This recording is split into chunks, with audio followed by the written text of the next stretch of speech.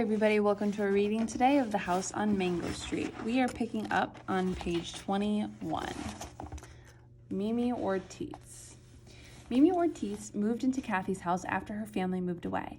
His name isn't really Mimi, his name is Juan, but when we asked him what his name was, he said Mimi, and that's what everybody calls him except his mother. Mimi has a dog with gray eyes, a sheepdog with two names, one in English and one in Spanish. The dog is so big, like a man dressed in a dog suit, and runs the same way its owner does, clumsy and wild and with the limbs flopping all over the place like untied shoes. Kathy's father built the house Mimi moved into. It is wooden. Inside the floors slant. Some rooms uphill, some down, and there are no closets. Out front there are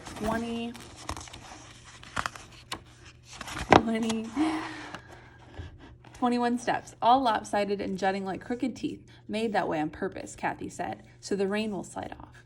And when Mimi's mama calls from the doorway, Mimi goes scrambling up the 21 wooden stairs with the dog with two names scrambling after him. Around the back is a yard, mostly dirt, and a greasy bunch of boards that used to be a garage.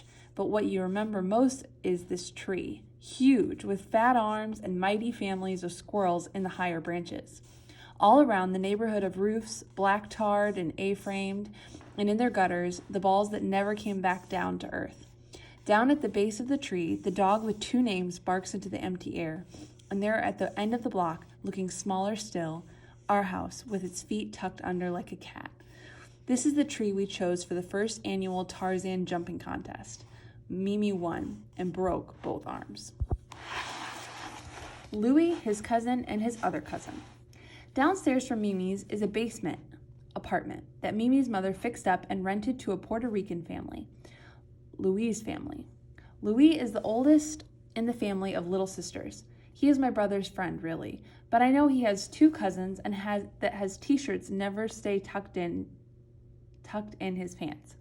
Louis' girl cousin is older than us. She lives with Louis' family because her own family is in Puerto Rico. Her name is Marin or Maris or something like that. And she wears dark nylon all the time and lots of makeup she gets free from selling Avon. She can't come out, gotta babysit with Louis' sisters, but she stands in the doorway a lot, all the time singing, clicking her fingers, the same song. Apples, peaches, pumpkin, paella, you're in love, and so am I. Louis has another cousin. We only saw him once, but it was important. We were playing volleyball in the alley when he drove up in this great big yellow Cadillac with white walls and a yellow scarf tied around the mirror. Louis' cousin had his arm out the window. He honked a couple of times, and a lot of faces looked out from Louis' back window, and then a lot of people came out. Louis, Marin, and all the little sisters. Everybody looked inside the car and asked where he got it. There were white rugs and white leather seats. We all asked for a ride and asked where he got it. Louis' cousin said, "Get in." We each had to sit with one of Louis' little sisters on our lap, but that was okay.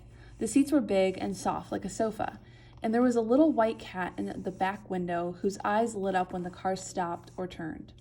The windows didn't roll up like in ordinary cars. Instead, there was a button that did it for you automatically.